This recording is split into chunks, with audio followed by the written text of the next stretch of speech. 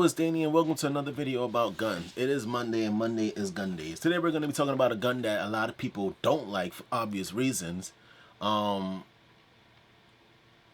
say for obvious reasons?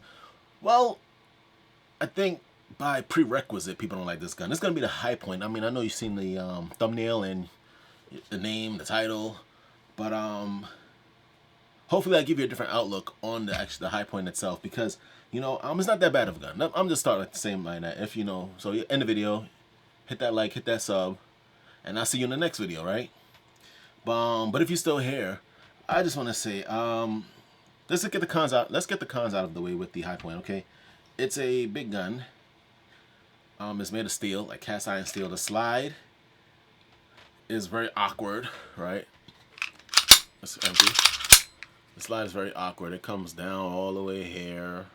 You know, so when you're firing, that it's like if you have like fat hands, you might get pinched, right? If you have like fat hands, you know, you're really close to that slide, so chances are you're gonna feel that. And if you're firing long enough and it gets hot enough, I don't know, you're gonna feel some. You know what I mean? But that's subjective. You can't fire it without the magazine in the well, and it has a safety, and it also has that. I guess another safety, because you know, regardless if the gun is on safety or not and there's one in the chamber, it's not going to fire if there's no magazine in the well. It has this cheap plastic, like it's just a cheap plastic, like really cheap. It's ultimately a very ugly gun, and the takedown is really difficult. But if you do buy it, they give you this handy dandy rubber strap that, you know, helps with the grip, because if you don't, the top is so heavy that when you fire it, you know, you might drop the gun. You know what I'm saying? There's not a lot of recoil because of the sheer weight of the Hi-Point, but the C9. But it is awkward.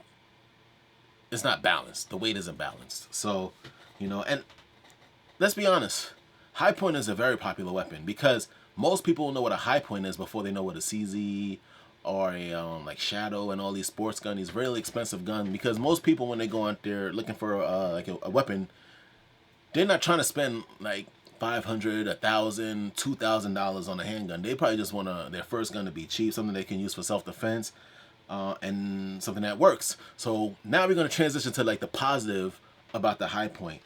It works. It works. Now,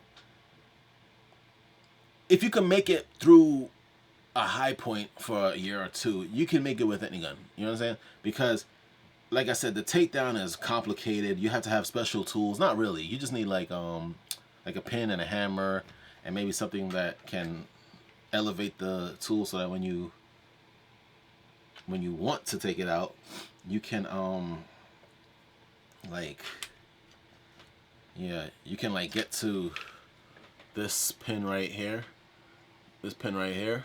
So that's the really complicated part, because compared to any other pistols, normally you can lock the slide and you can release it with by itself with, like, you know, without any extra tools. But with the Hi-Point, that's not the case. It's really complicated, really, for what it is. But you're paying like $150 to $200 for this, $100 in some cases, and you know, rumor is that it could fire anything. Now, I wouldn't recommend it because I've seen videos of this gun. It will explode, and steel, this is steel. So if it explodes, you know, you're basically it's basically a grenade, because this, I mean, you don't want any pistol to explode on you, but you really don't want this because it's heavy. It's heavy, and most of the weight is going to be in that slide, and the barrel that's where the explosion is going to happen. You know, the what they call it, squid. That's where it's going to happen. So you might want to be a little bit careful what you load in this, and don't believe the rumors. If it's a 9mm, you know, you should probably only load 9mm. Other than that, ain't much to really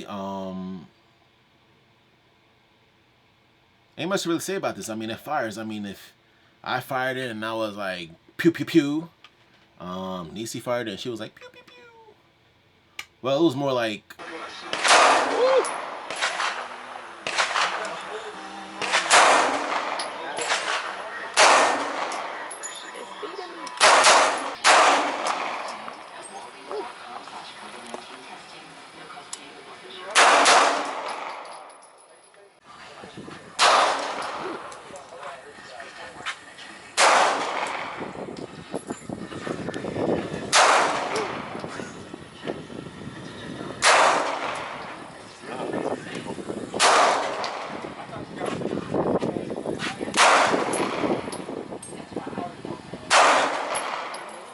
So with that said, I mean, magazine. Here's the thing with this. I don't even know how to really use. On a side note, though, let's take it back a little bit. I don't really know how to use this thing, to be honest with you, because I put it, but it covers the magazine release. So it tends to be a bit difficult, like when you're firing, because sometimes, because all you're feeling is the rubber grip, my finger is slowly creeping, and then I accidentally press this, and the magazine ends up dropping, and basically makes the gun inert by definition, because I cannot use it because the magazine isn't in the well, and you cannot fire it, like I said, without the magazine in the well. But I could tell you it's not that heavy, really. Okay, well, okay, let's get the weight. Let's just get the weight before I say anything that I might. I don't want, because I don't want to be lying to y'all. I'm gonna get this right here. I'm gonna turn it on. It's a regular weight. We're going by pounds, pounds and ounces. All right, so we're gonna put this here, rotate this way, lock this here, and we're gonna zero it out. Okay, we gotta put it in a weird position. Okay, let's see. Oh shit! Oh my! Look what it did to my table. Oh my god. It's cleared. We're gonna do that again. Oh, that thing is mad heavy. Boy, I tell you what. Try it again. I'm gonna try to get this. Zero it out. 180 pounds. Now, 1 pound, 80 ounces. And the Smith & Wesson, let's compare it to, this is a subcompact. So, is this a small subcompact? It's a small gun. And it's a single stack, just like the Hi-Point. So this is what you can get. It's about half the size. We're gonna zero this out, and then we're gonna like left it. 1 pound and 26 ounces. Not a big difference in weight. Not a big difference in total weight. But the problem with the Hi-Point is it's like top heavy. So that might be good for when you're firing it, but like overall, in hand, it just feels heavy. You know, it feels like it's gonna fall. You know, versus a Smith & Wesson of the same style, single stack. You know, it's a lighter feeling. It's more balanced. It's a more balanced weapon. And you know, this one has the laser and all. You know, so you're gonna get a couple of ounces for that. Now it's not that big of a difference, right? But like I was saying, compared to like the Hi-Point, the C9, like this Shield 2.0 is way simpler to like break down. That's it. Now I need tools to take this apart. So if you have to field strip it, you know, only you know your Hi-Point. So you might carry the tools that you need to work this, but I wouldn't, because, you know. But I'll tell you this much. If I did have this weapon and I needed to, like, you know, slap someone, like, you know, gun butt them, you know, like, well, I can't gun butt them because this plastic, this piece right here is really cheap. It'll break. But this right here, if you jab them in the throat, man, listen, that's it. This right here, I feel like it's kind of light, you know, the polymer, the steel isn't that heavy. But this right here, man, it's going through their whole neck, their whole thyroid, their whole trachea. There you go, thyroid. Their whole trachea and their whole vocal. It's gonna bust a hole through their whole chest. And if you want it, then you can fire. But this, not so much. You know what I mean? But and then on top of that, budget-wise, this is probably the best bet. Because if you just want a gun, if you're in the market and you just want a gun, this is it. You can't go wrong because you're not in it for style. If you could get past how it looks and the weight and all of the funky things you have to do, and you don't know any better, you don't know any better, and you think that all guns require tools to break down, you'll be proud of this. You'll be proud of this. If you watch a couple of YouTube videos and everyone's telling you that the C9 sucks, well then you're gonna go in there with a little bit of bias. But if you like don't watch YouTube and you know people are giving you honest, oh, the trigger sucks, but you know it is what it is. It'll fire. It fires smooth, man. I mean, it don't fire smooth, but it will fire.